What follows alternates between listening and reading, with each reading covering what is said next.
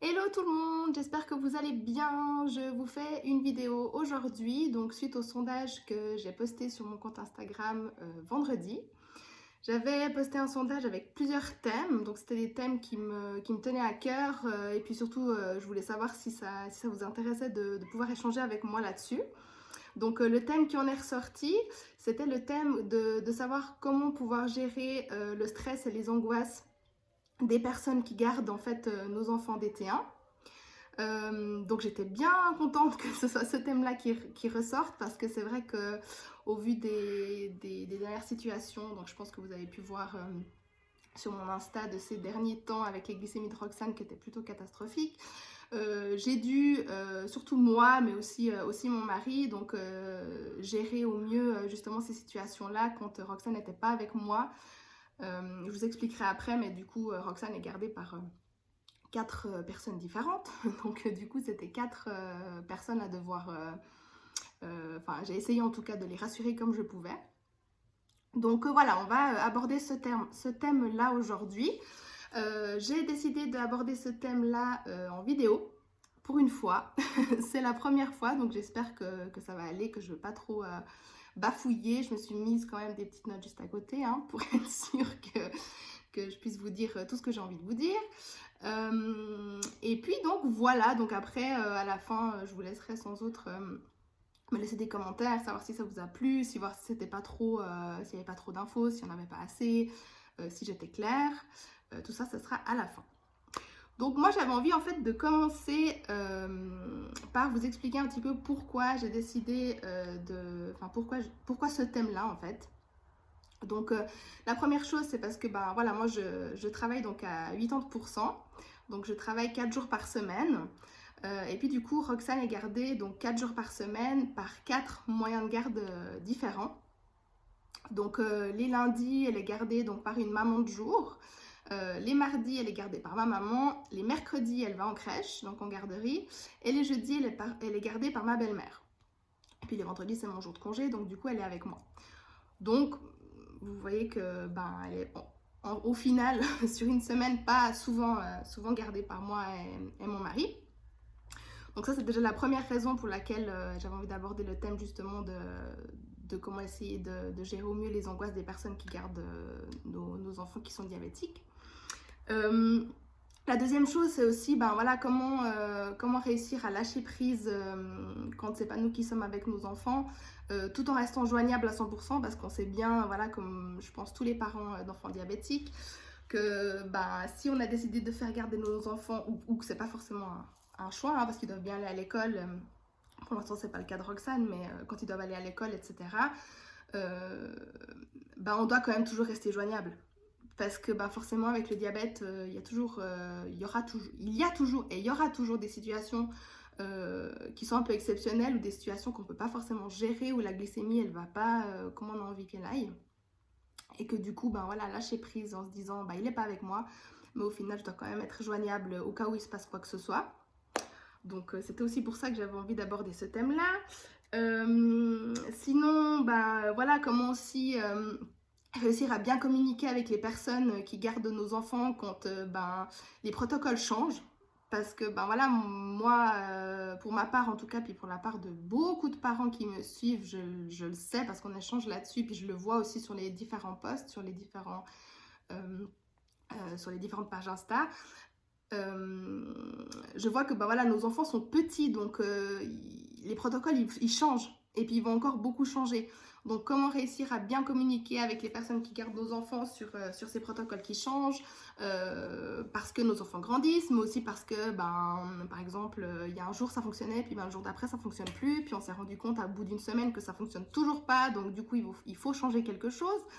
Et puis ben, j'ai vu que c'était souvent compliqué pour les personnes qui gardent justement nos enfants, que le protocole change souvent, parce que ben voilà, ils ont l'habitude que ben, souvent c'est soit noir ou soit blanc. Quand on a une maladie, ben, on doit prendre un médicament qui va soit guérir la maladie, soit justement aider à vivre mieux, mais que ce sera toujours le même médicament à prendre, toujours à la même heure, etc., etc. Ou comme par exemple pour les allergies, ben voilà, il ne peut pas manger tel aliment et puis c'est tout. Tandis que là, la difficulté avec le diabète, c'est qu'en fait, ça change tout le temps. Et d'autant plus quand nos enfants sont petits. Parce que par exemple, pour moi, voilà, qui suis diabétique depuis que j'ai 13 ans, donc depuis 16 ans maintenant, mes protocoles, ils changent plus. Ou quasiment plus, quoi. Mais voilà, quand ils sont petits, c'est pas du tout le cas. Donc ouais, c'est pour ça, j'ai remarqué que c'était compliqué pour moi de réussir à les rassurer en leur expliquant que voilà, tel protocole a changé, pourquoi, etc. Voilà, et puis aussi ben, la peur d'en demander trop. Je pense que ça doit être le cas de quasiment tous les parents d'enfants diabétiques, voilà, quand c'est d'autres personnes qui gardent nos enfants, et puis ces personnes-là qui sont d'accord de les garder. Donc je pense voilà, beaucoup à la famille. C'est souvent compliqué de se dire, bah voilà, ils ont dit oui de pouvoir les garder, donc soit un jour par semaine fixe comme ma maman et ma belle-mère, soit exceptionnellement, mais forcément c'est stressant quand même pour eux, parce que déjà d'une part c'est pas leurs enfants, donc déjà pour nous que c'est nos enfants, on a toujours peur de faire faux, et puis ben voilà, on fait au mieux, mais on a toujours peur de faire faux. Et quand c'est d'autres personnes puis que c'est pas leurs enfants, ben du coup la peur elle est encore plus grande. Et c'est vrai que souvent, bah voilà, quand je demande à quelqu'un de garder Roxane, que ce soit les personnes qui la gardent fixe, ou alors que ce soit des personnes exceptionnelles, comme par exemple sa marraine de temps en temps, voilà, j'ai toujours peur que ça fasse trop, et puis que ça les dérange, que ça les embête, de devoir calculer, de devoir quand même plus ou moins prévoir ce qu'ils vont faire à manger dans la journée, ou qu'est-ce qu'ils vont faire comme activité. Alors, rien n'est fixe, hein, complètement fixe, surtout que nous, on vit pas comme ça, c'est pas le diabète qui règle notre vie, mais c'est le diabète qui doit s'habituer à la nôtre. Mais voilà, donc c'est toujours un petit peu le souci de devoir en demander trop aux personnes qui gardent Roxane. Sinon,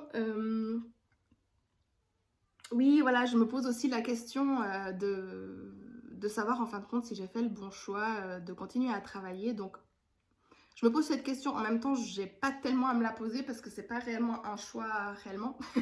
Parce que, ben voilà, moi, je dois travailler parce que je dois gagner de l'argent et puis qu'on n'a pas la possibilité de compter que sur le salaire de mon mari. Mais c'est vrai que souvent, je me pose quand même la question de me dire, bah voilà, est-ce que ça irait pas mieux si j'étais à 100% avec Roxane, et puis si je pouvais moi gérer complètement les rythmes de ses journées en fait. Voilà, si j'étais avec elle, comme par exemple les week-ends, ben on sait exactement quand est-ce qu'on a fait telle activité, quand est-ce qu'elle a dormi, qu'est-ce qu'elle a mangé, à quelle heure, quand est-ce qu'on a fait un bolus, quand est-ce qu'on a mis une basale temporaire, etc. Et du coup, ben voilà, on peut plus expliquer en fait les glycémies qu'elle a ou les comportements qu'elle a, etc. Et puis que ben, quand elle n'est pas avec nous, donc quand elle est soit à la garderie, soit avec sa maman de jour, soit avec ses grands-mamans, bah voilà, elles me disent qu'est-ce qu'elle a fait pendant la journée, mais je sais pas exactement à quel moment. Et puis c'est vrai que voilà, c'est compliqué d'analyser justement des glycémies et des comportements quand on n'était pas avec elle en fait. Donc c'est vrai que surtout ces derniers temps où ces glycémies ça a été très compliqué, ben voilà, je me suis posé la question de me dire, ben voilà, est-ce que si j'étais avec elle à 100%, est-ce que ça irait mieux? Mais c'est vrai que ça, voilà, c'est une question qui reste un peu sans réponse et puis qu'il le restera. Mais c'était aussi, ça faisait partie des raisons pour lesquelles j'ai choisi ce thème-là. Voilà, par rapport aux personnes qui gardent Roxane, quoi. Et puis que ben, moi, pendant ce temps-là, je suis au travail et que ben, je suis pas avec elle. Et que du coup, ben, voilà, j'analyse les glycémies. J'analyse les glycémies le soir quand on se retrouve. Qu'est-ce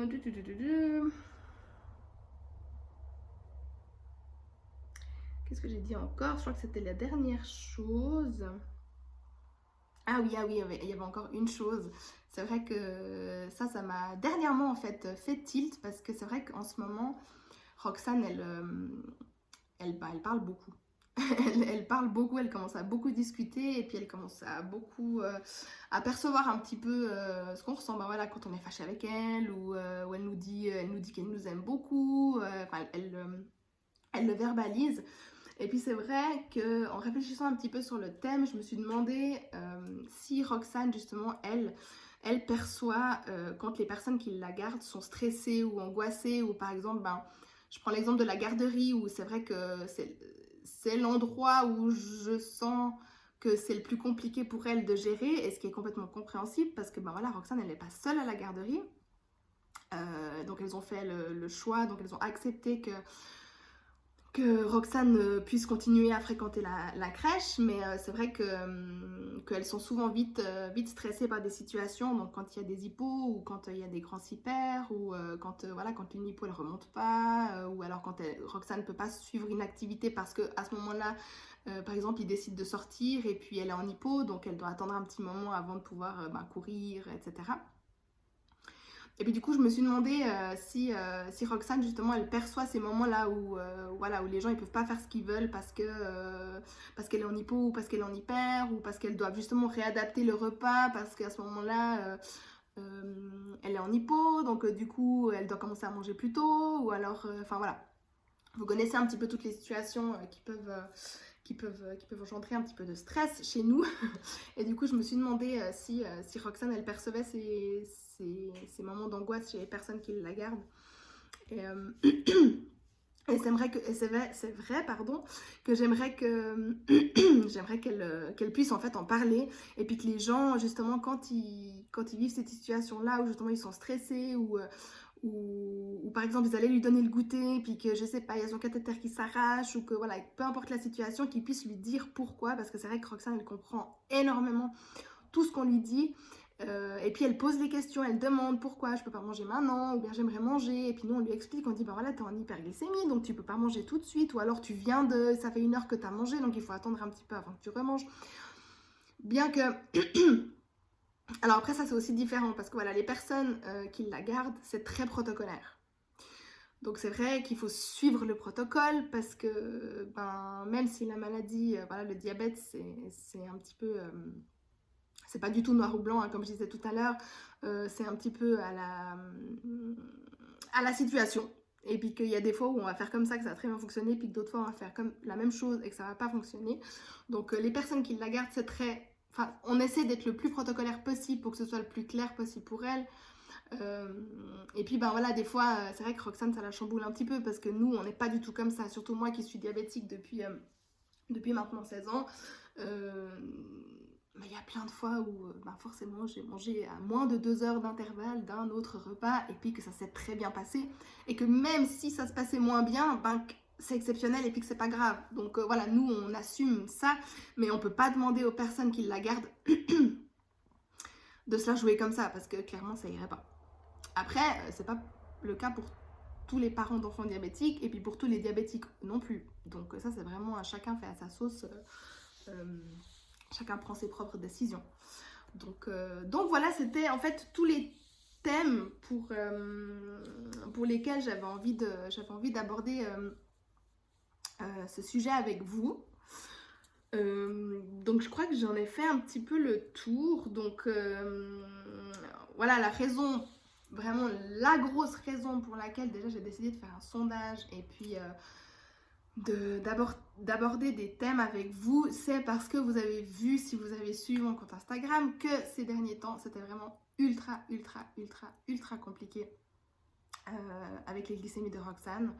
Je pense qu'on a enfin trouvé la solution grâce à 2 mamans d'enfants diabétiques. Je suis désolée, je ne sais plus le nom de vos comptes, mais qui m'ont suggéré de changer en fait les cathéters. En fait, Roxane avait des cathéters tangentiels depuis le tout départ, depuis l'annonce de sa maladie en septembre 2019. Et puis en fait, on a décidé de changer de cathéter parce que Roxane, au tout début, ça fonctionnait super bien. On mettait le patchem là, elle sentait rien, elle se laissait faire, ça allait très bien. Et puis, je sais pas si c'est parce que voilà, au début, elle se rendait pas compte ou quoi, mais tout à coup, elle a commencé à plus accepter de mettre son cathéter. Donc du coup, on a décidé de changer pour des cathéters avec le petit applicateur, les Mio, je crois que ça s'appelle comme ça, parce que Roxane a la pompe 640G de chez Medtronic. Et en plus, et là du coup, avec l'applicateur, ça a fonctionné super bien. Roxane, elle a plus du tout ronchonné pour mettre son cathéter et tout ça. Mais par contre, les glycémies étaient vraiment pourri. Mais pourri, ça a vraiment fait la chute, quoi.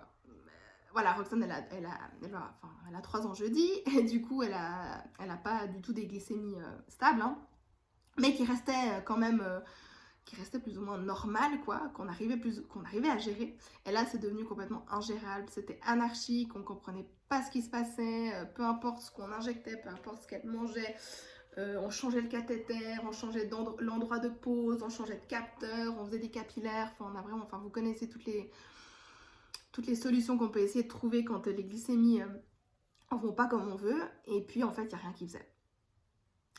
Et du coup, je me suis vraiment pas du tout posé la question du cathéter, parce que pour moi, un cathéter, c'était un cathéter.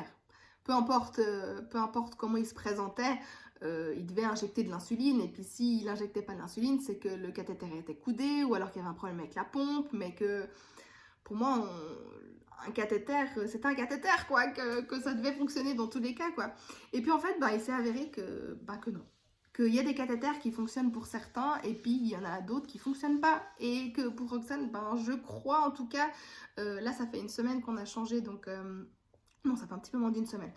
Qu'on a changé donc les cathéters et qu'on est revenu au cathéter donc tangentiel. Et alléluia, ces glycémies reviennent normales.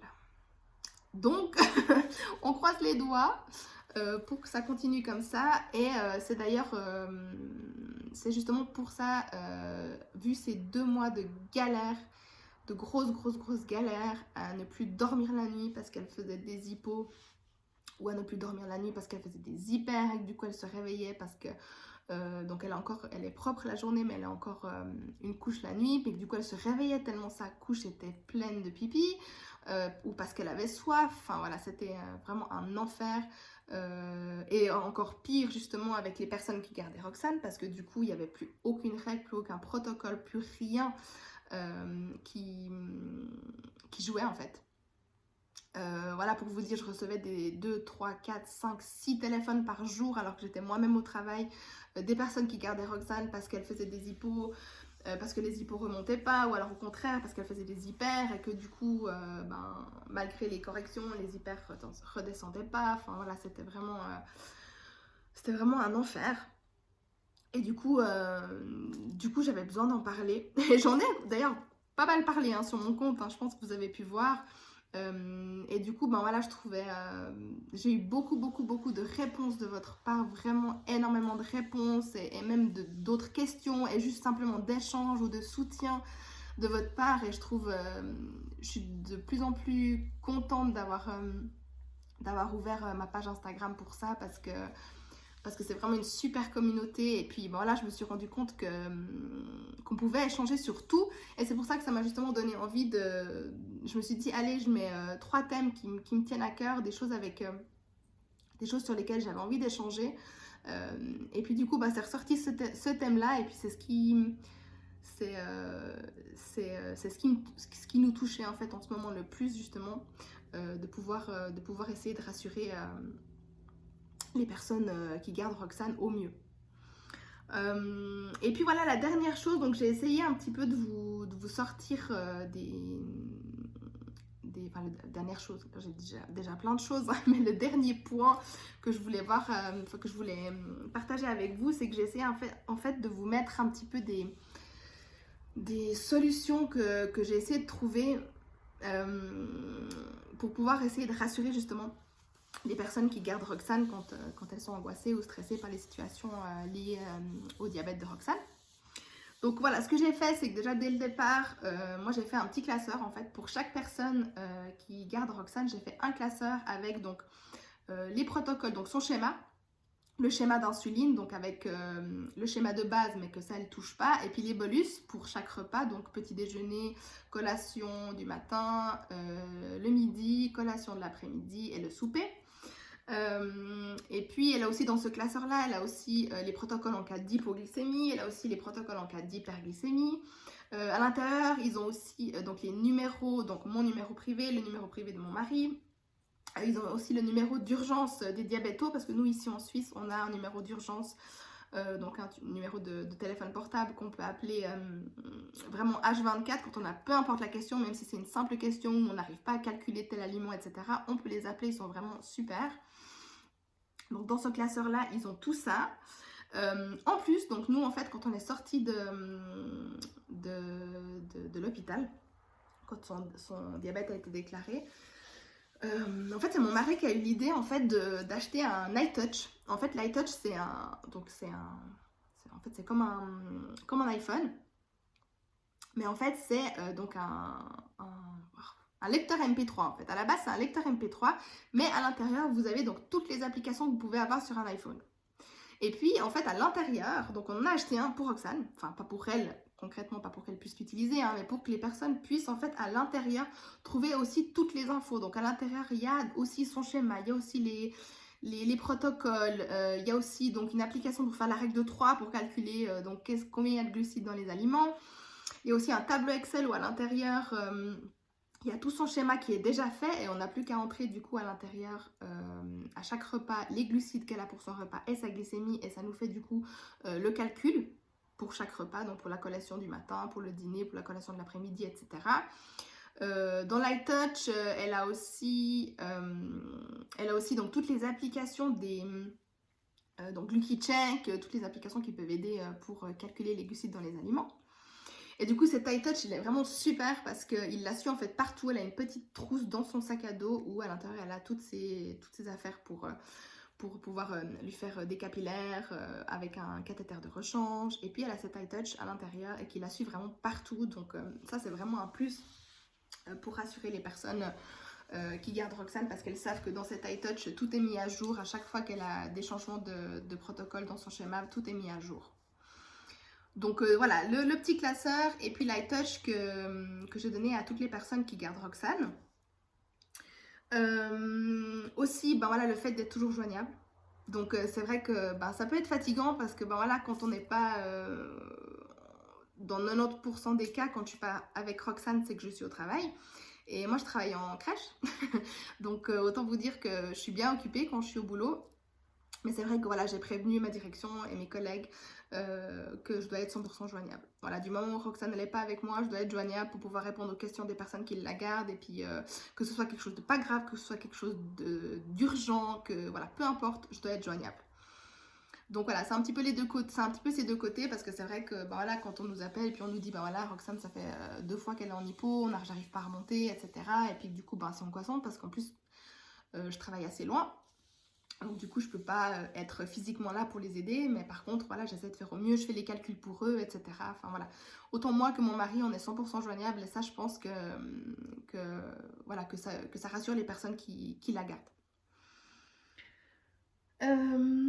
Sinon, voilà.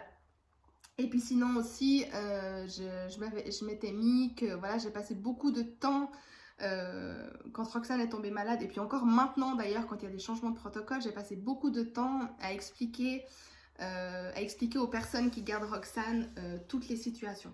J'ai fait avec elle par exemple un repas, donc voilà, j'ai fait quand elles ont préparé le repas, j'ai fait avec elle, devant elle, on a pesé ensemble, on a calculé ensemble, on a fait l'injection ensemble, on l'a fait plusieurs fois, je leur ai montré comment faire l'injection sur la pompe, comment faire l'injection avec la petite télécommande, comment peser un aliment. J'ai même été acheter avec la garderie de Roxane une balance, la même balance que chez nous, du coup ça les rassurait d'avoir la même balance que nous on a à la maison. Voilà, j'ai passé énormément de temps à leur expliquer les choses du mieux que je pouvais. Et puis voilà, elles avaient vraiment besoin de ça. Puis à chaque changement, voilà, j'essaie de prendre un temps avec les personnes qui la gardent le matin ou alors le soir quand je vais la chercher, de leur expliquer que voilà, maintenant c'est comme ça parce qu'on a vécu telle situation. Et puis ça les rassure aussi parce que souvent, moi je me laisse, alors je sais pas pour vous, mais moi je me laisse toujours une semaine de battement entre les changements. Je laisse toujours, par exemple, si on voit qu'en début de semaine, ça a été catastrophique, j'attends le lundi de la semaine d'après pour voir si c'était juste simplement un jour comme ça où il y a des choses qui ont fait que les glycémies étaient pourries, ou alors si c'est parce qu'il faut faire un réel changement sur le schéma. Et puis du coup, des fois, ça rassure les personnes de se dire, bah voilà, nous, la semaine passée, on a vu, par exemple, je reprends encore un exemple, la garderie. Elles m'ont dit, bah, voilà, la semaine passée, elle a fait beaucoup d'hypo à tel moment, on a essayé et tout ça, ça n'a pas fonctionné et tout. Et puis la semaine d'après, j'ai vu qu'elle refaisait des hypos. Et que du coup, ben voilà, je leur dis, le soir, quand je vais la chercher, ou le matin, quand je l'amène, ou alors mon mari, ben voilà, vous nous avez dit la semaine passée qu'elle a fait des hypos à tel moment. Nous, on a revu effectivement qu'elle a continué à faire des hypos, donc on a changé. Et puis c'est vrai que voilà, ça les rassure de se dire, eh ben, on a aussi contribué, on a aussi été attentive aux glycémies de Roxane, et puis du coup, on a contribué à ce que ça se passe mieux. Donc ça les rassure aussi, j'ai l'impression, de passer du temps à leur expliquer les choses. Et puis la dernière chose aussi, c'est ce qu'on fait depuis pas très longtemps, parce qu'en fait Roxane elle participe depuis pas très longtemps, parce que voilà, comme je vous disais, bah, elle va avoir 3 ans, donc elle est quand même petite, mais du coup bah, voilà, le diabète fait que c'est une petite fille qui est hyper curieuse, et puis que du coup bah, elle prend vite des responsabilités, et du coup bah, maintenant bah, comme je vous avais montré une fois sur une story, elle veut faire elle-même en fait la pose des cathéters. Elle veut faire elle-même les glycémies capillaires, elle veut elle-même mettre le désinfectant sur le petit coton, désinfecter l'endroit où on va poser le cathéter, etc. Donc voilà, j'essaie de la faire participer un maximum, et puis de lui expliquer les choses, vraiment de lui expliquer les choses comme elles sont. Alors après, je sais pas exactement ce qu'elle comprend, mais voilà, quand elle est en hypo, donc quand je vais lui donner des bonbons, parce que nous on lui donne donc des petits Haribo, des petits nounours Haribo, donc je lui dis toujours, voilà, Roxane, je te donne un bonbon parce que tu es en hypo. Ou alors quand elle est en hyper et puis qu'on va manger dans 1 heure et puis qu'elle veut un chocolat, ben je dis écoute, là non, parce que tu es déjà en hyper et qu'on va bientôt manger. Que alors un autre moment où elle devait pas manger et puis elle avait une bonne glycémie et puis qu'elle voulait un petit bout de chocolat, ben là je le lui aurais donné. Puis je lui explique aussi, je dis ben voilà, ta glycémie elle est bonne, donc là tu peux avoir un petit bout de chocolat. Pour les cathéters, pareil, maintenant elle apprend justement à aller aux toilettes seule, donc je lui explique qu'elle doit faire attention avec sa culotte, quand elle baisse sa culotte, quand elle baisse son pantalon, faire attention à ne pas arracher le cathéter, faire attention à ne pas arracher le capteur. Enfin, voilà, c'est toutes des choses que, bah, effectivement, ça peut peut-être un petit peu étonner certains, ou même choquer, parce que j'ai eu quelques réflexions justement de personnes, voilà, qui me disaient « Oh, pauvre petite », etc. Donc oui, effectivement, ça fait mal au cœur. J'avoue, mais voilà, c'est comme ça, elle a du diabète, et puis ben, pour moi c'est important de la responsabiliser le plus tôt possible. Alors après, c'est vraiment, ça, faut que ça vienne d'elle. Moi je lui explique tout, et je le fais tout pour elle, mais après voilà, c'est vrai que maintenant ça vient d'elle, elle a envie elle aussi de participer. Et puis ben, moi je trouve ça super, quoi. Alors après, ça reste une enfant, voilà, elle a toujours ses moments, enfin, ça reste une enfant vraiment banale comme tous les autres, sauf que bah voilà, elle a ce petit truc en plus qui effectivement la fait grandir un peu plus vite, mais voilà, moi de la faire participer, en fait ce que je fais, c'est que je la coupe pas dans son élan, c'est que du moment où elle veut participer, où elle veut faire quelque chose, et ben je la laisse faire.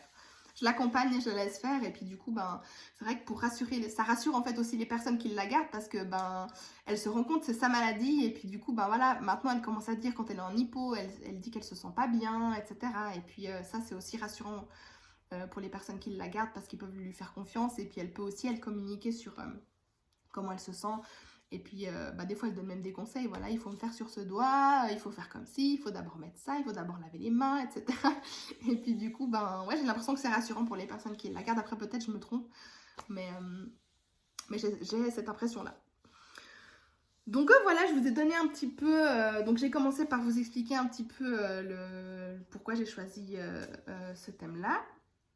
Là, j'ai essayé je vous ai expliqué pourquoi. J'ai essayé maintenant de vous donner un petit peu les solutions que j'ai trouvées pour rassurer les personnes qui gardent Roxane du mieux que je pouvais avec les outils que j'ai.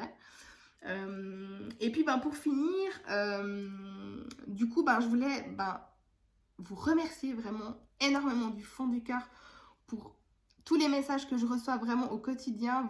Vous rendez même pas compte les échanges que je peux avoir avec des gens vraiment tout simples. C'est beaucoup de parents d'enfants diabétiques, mais aussi de personnes diabétiques. Et c'est vrai que même après 16 ans de maladie pour moi, et du coup 1 année et quelques mois pour Roxane, j'apprends encore énormément de choses. Et je pense qu'on peut en apprendre toujours, surtout qu'en plus le diabète, voilà, c'est une maladie où les technologies pour nous aider avancent beaucoup. Donc du coup, on va continuer à apprendre toujours et toujours. Et du coup, voilà, je voulais vous remercier beaucoup pour tous les échanges qu'on a ensemble. J'adore ça, vraiment. Je veux que ça continue, même si je commence à avoir pas mal d'abonnés.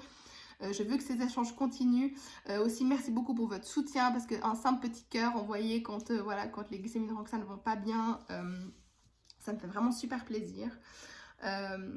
Et puis après ces remerciements, du coup, à vous de me dire aussi si ce thème et article en vidéo vous a plu et si je me suis pas trop je me suis pas trop répétée, si j'ai pas donné trop de détails, si c'était pas trop flou. Enfin voilà, je suis vraiment ouverte à toutes les critiques, qu'elles soient bonnes ou mauvaises.